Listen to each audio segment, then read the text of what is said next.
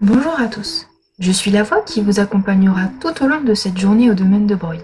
Nous vivrons ensemble cette journée de l'intérieur, dans l'intimité du vigneron en cette période si particulière à ses yeux, les vendanges. Ah, le patron est réveillé, je laisse vous accueillir. Bonjour à tous, bienvenue au domaine pour une nouvelle vidéo. Aujourd'hui on se retrouve dans un vlog qui va retracer un petit peu toute la journée. Donc la journée commence avec un grand bol de chocolat chaud avec beaucoup de sucre et beaucoup de chocolat.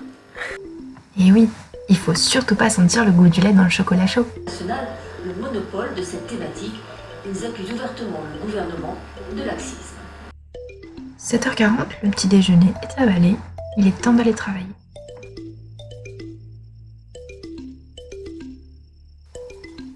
On n'oublie surtout pas la glacière qui contient de quoi boire et manger pour les pauses de la journée. Ensuite, on prend la voiture direction Royeux, puisqu'aujourd'hui, on vendange des chardonnays sur cette commune. Comme vous pouvez le voir, une jolie lumière éclairait notre cher Saône-et-Loire ce matin-là.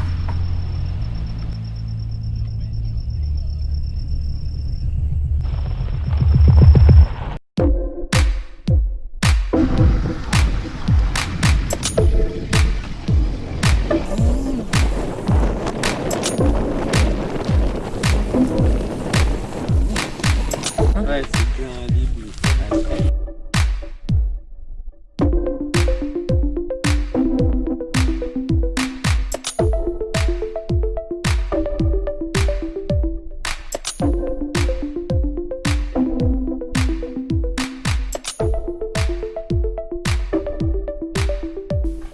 Au domaine, nous vendangeons à la main.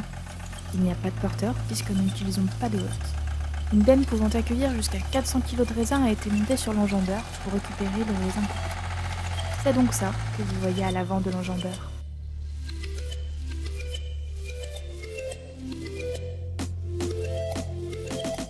Donc aujourd'hui c'est une journée de blanc. On va ramasser notre cépage chardonnay pour faire notre cuvée de Bourgogne blanc. Alors là c'est la deuxième plus grande parcelle du domaine, hein, donc ça va nous prendre à peu près 2 jours pour ramasser tout ça. Vous pouvez voir derrière moi, les vendangeurs ont commencé à ramasser le raisin. Et puis moi je vais aller en cave pour finir de préparer pour le raisin qui va arriver aujourd'hui. Et puis pour s'occuper du vin qu'on a déjà en cuve de ces derniers jours. Allez, c'est parti!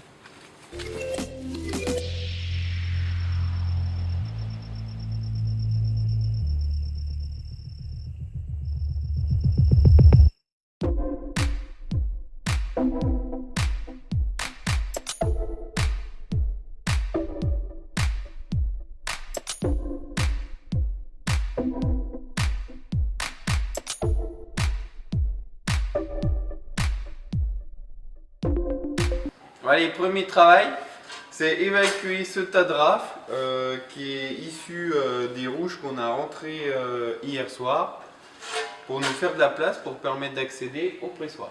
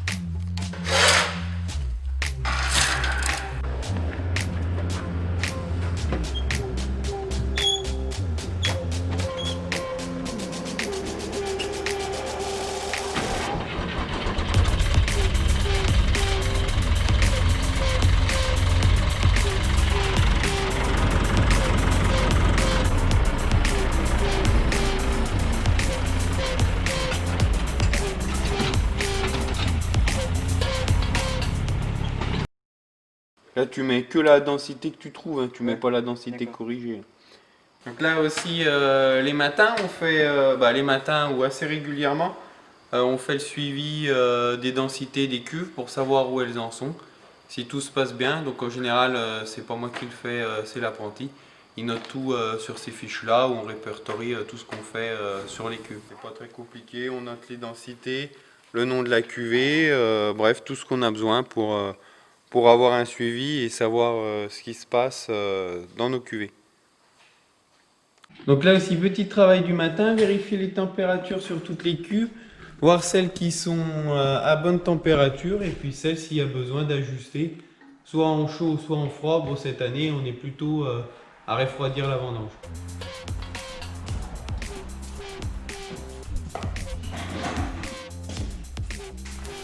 Là, il met en route le Crayère, c'est le système de thermorégulation du cuve. Je vous invite à aller voir notre vidéo sur le sujet si vous voulez en savoir plus. Ça se voit aussi à l'œil quand les cuves sont parties en fermentation. Un petit jacuzzi, ça tente quelqu'un? Bon, dans la série on fait de la place, je vais aller vider mon marc que j'ai pas eu le temps, que j'ai pas pris le temps d'aller vider ces jours. Donc ça s'emmène dans la benne de collecte collective. Voilà, faut que j'emmène ça parce que je vais le remplir, je vais vider mon pressoir dedans, donc il faut absolument que ce soit vide. Allez, c'est parti.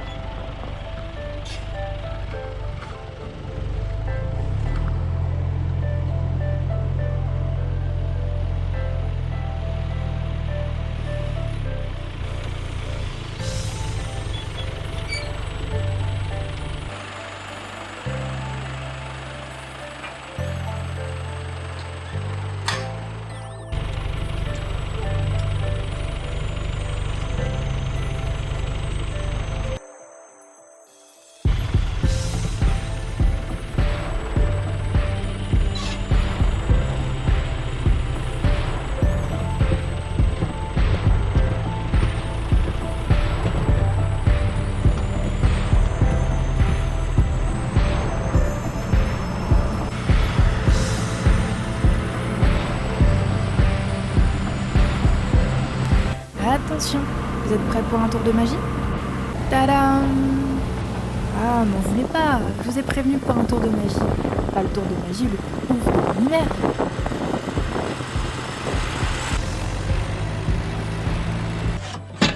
Bon, allez, maintenant, tout ça c'est bon, on va aller mettre tout en place pour recevoir la première benne de vendange. Ce que tu peux faire, c'est prendre la pompe, les tuyaux, enfin bref, tout le bazar habituel. Là, le patron il se marre. Mais il va bientôt rire jaune et surtout pas longtemps. Si vous voulez mon avis, ce pressoir, il n'y a pas que son prix qui approche celui d'une Porsche. Il en a aussi le poids.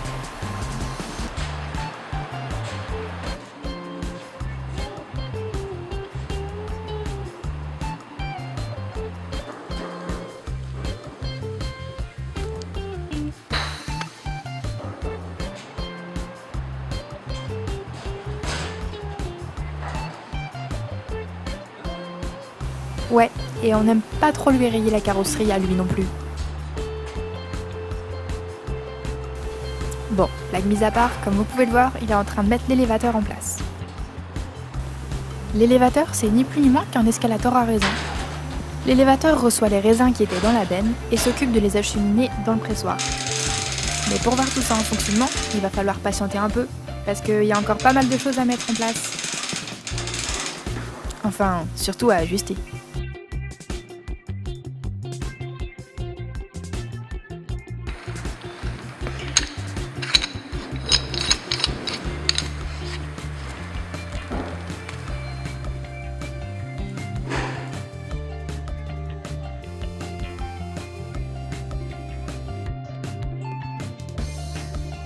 Donc là, on prépare, on met en place les tuyaux pour brancher le pressoir jusqu'à la cuve.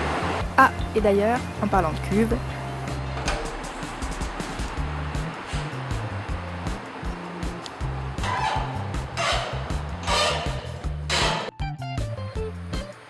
Toujours bien vérifier que tout est bien fermé.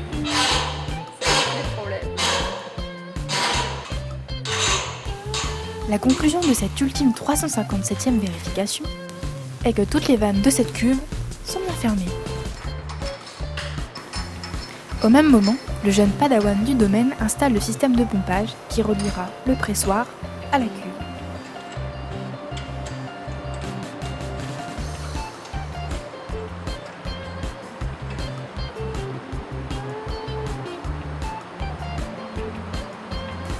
Et pour terminer la mise en place du setup, le pressoir est branché et bien sûr mis en route.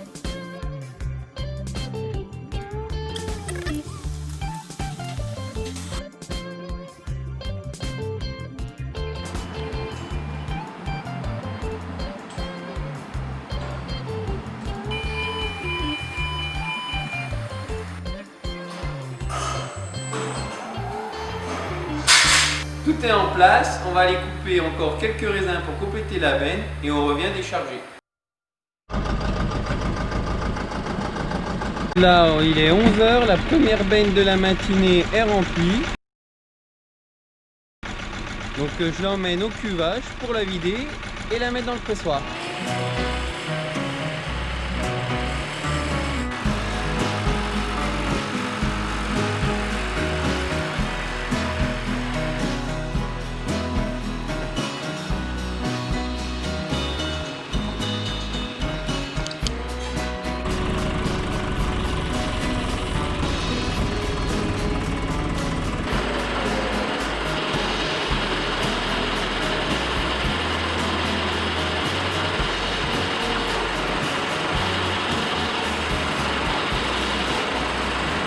Ça y est, la benne est rentrée dans la cave.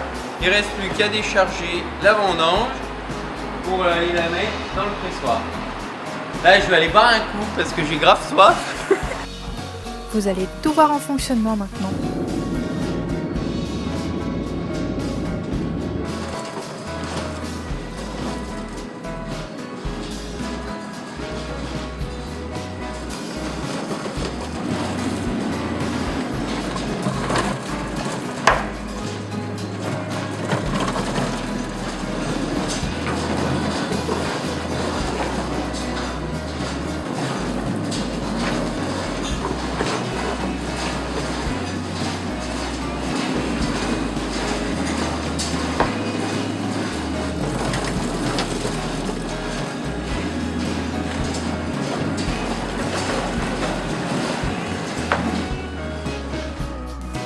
Et après l'escalator, c'est l'heure du grand plongeon dans le pressoir.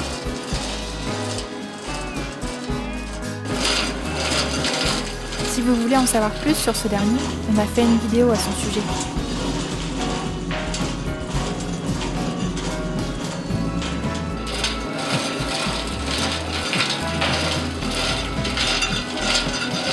Donc là, comme j'ai ramené une jolie benne, bon alors ça va pas mal avec la goutte qui s'oriente, mais pour remplir le pressoir à son maximum, il faut que je répartisse un petit peu à la main.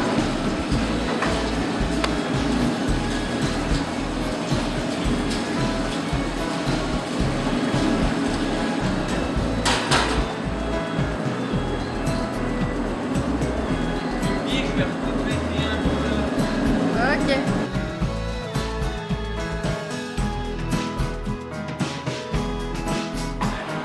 Ouais, ça y est, la benne est déchargée. On va mettre le pressoir en route.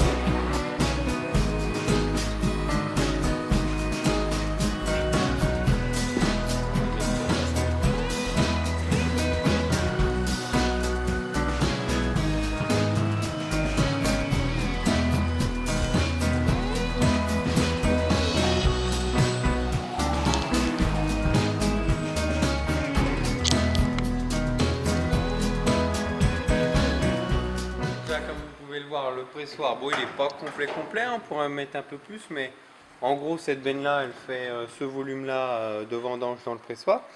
Donc là on va partir pour un premier pressoir de la journée. Alors il faut fermer les portes.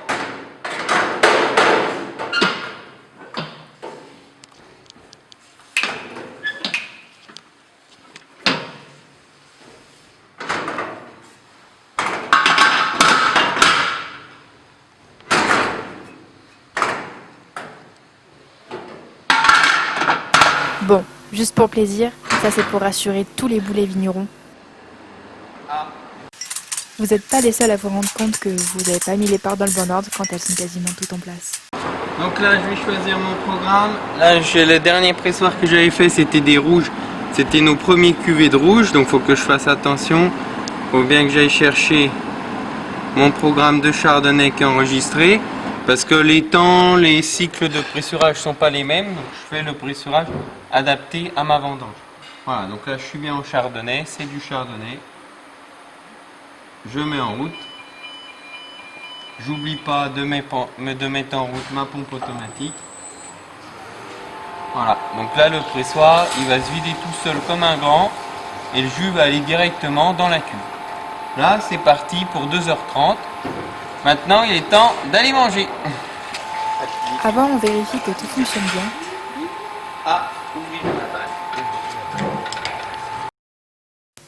Vérifier que les vannes sont fermées, c'est bien. Mais les avoir ouvertes quand on en a besoin, c'est mieux. Des capteurs détectent quand la maie est remplie et la pompe se déclenche. La maie se vide.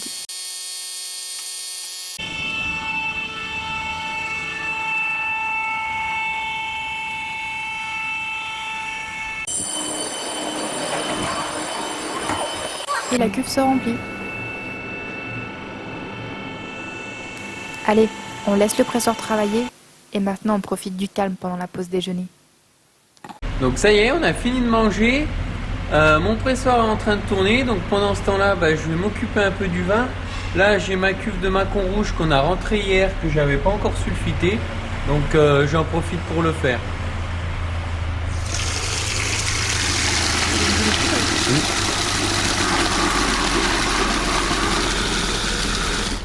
Alors ce que je fais pour sulfiter, donc ça c'est mon SO2, on met ça au début, juste avant les fermentations. Ça permet de détruire, ou du moins d'inhiber les mauvaises levures et les mauvaises bactéries. Donc pour pas qu'il y ait de déviation aromatique. Et en plus, en attendant que les fermentations démarrent, ça permet de protéger le vin contre l'oxydation. Donc ce que je fais, je tire un peu de jus, j'en dilue un petit peu dedans pour augmenter mon volume de solution et pour essayer de le mélanger d'une manière la plus homogène possible dans la cuve.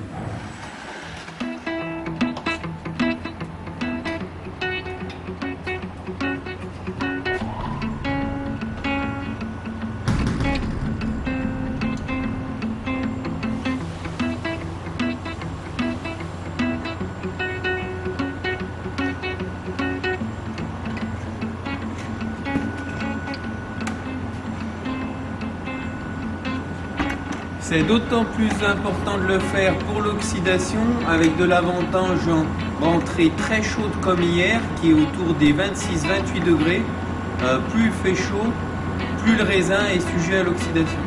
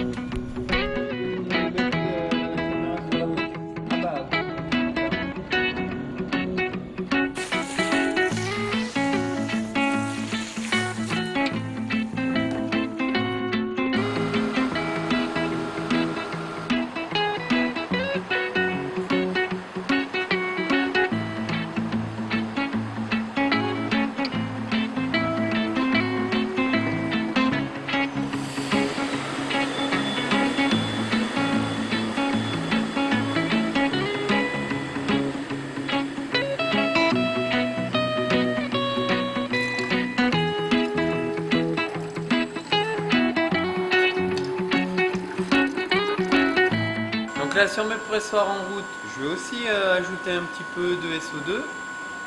Je rajoute 4 grammes par hecto. Donc on compte en grammes de SO2 par hecto, hein, mais ça me donne un volume en litres. Là par exemple, il faut que j'ajoute 270 millilitres. J'en ai parce que j'ai environ 6 hectos dans la cuve. Et puis au fur et à mesure que le pressoir va faire du jus, je vais ajuster pour avoir exactement la dose de SO2 voulue. Donc là, je vais ajouter ça directement dans la mer. Comme ça, le jus, après, il est rebrassé dans la cuve. Ça permet que ça fasse un mélange bien homogène.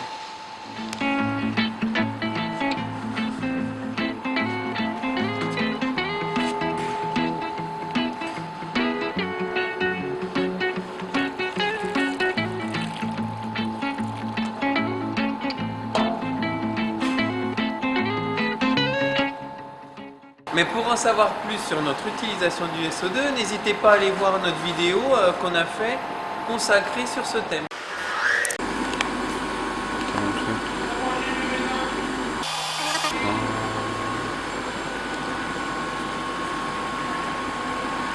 Il nous reste un peu plus d'une heure. Donc on va vendanger. Donc là, je suis à jour dans mon travail de cave. Tout le vin qu'on a rentré ces derniers temps a été soutiré, tout a été fait dessus. Là, le pressoir, il va tourner tranquillement tout seul. Donc là, je vais aller vendanger, comme ça je serai prêt pour ramener la benne de vendange dès qu'elle sera pleine.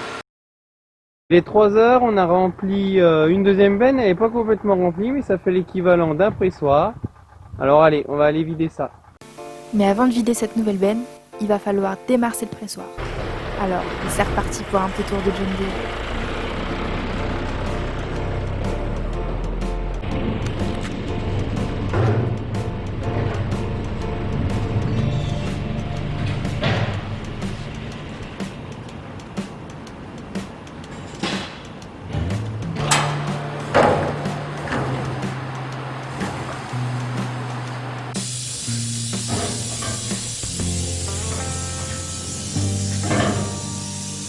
Nickel.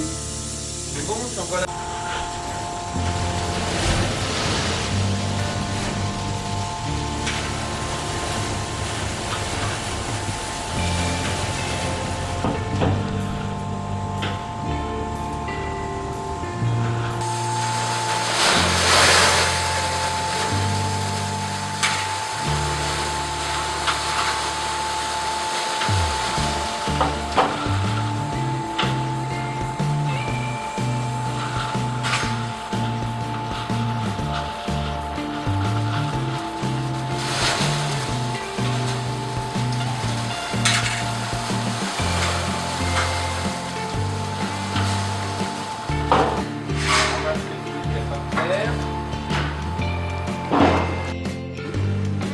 Donc là vous pouvez voir, ça c'est ce qu'on appelle le marc, hein, c'est les déchets en fin de compte. Il ne reste plus que la peau des raisins, les pépins, enfin bref, tout le reste sauf le jus. Donc là il est pas complètement sec, on pourrait serrer un petit peu plus fort, mais après c'est pas les meilleurs jus qu'on extrait. Donc voilà, ça on évacue, comme on a fait ce matin, et puis là je vais rentrer la deuxième benne de la journée.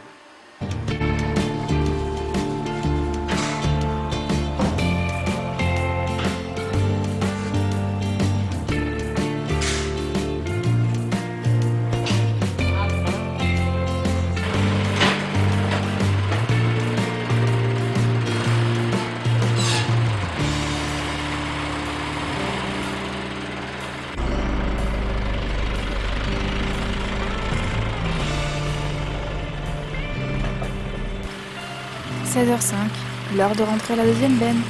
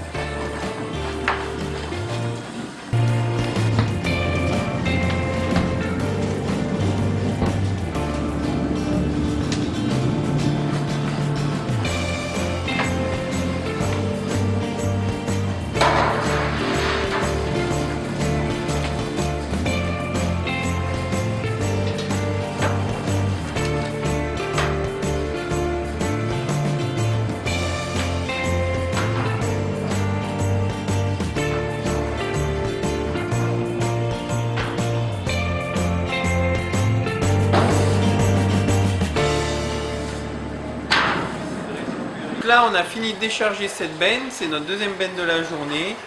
Tout est prêt. Il ne reste plus qu'à presser. C'est parti. Ah, c'est parti.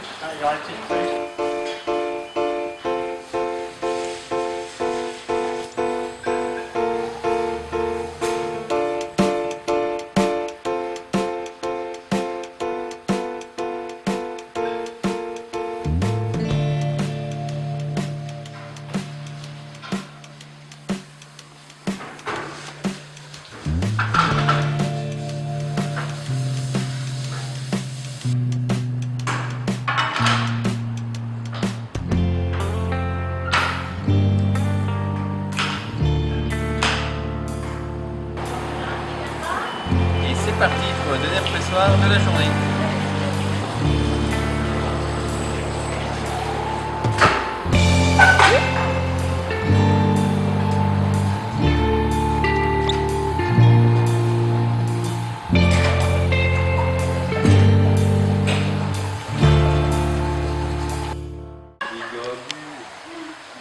Tu fais quoi là?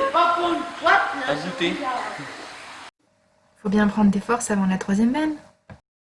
Donc là, le deuxième pressoir est bientôt fini. Je suis prêt à démarcer, donc enlever le marc qui se trouve à l'intérieur.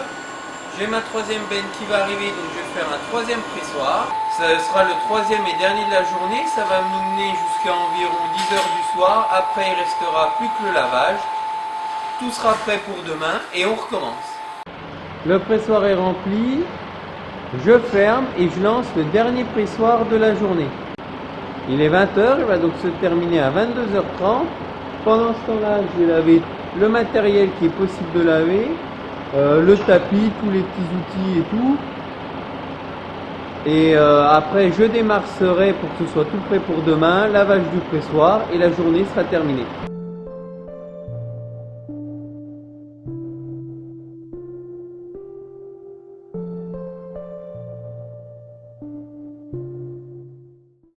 J'espère que cette vidéo vous a plu. N'hésitez pas à poser vos questions en commentaire.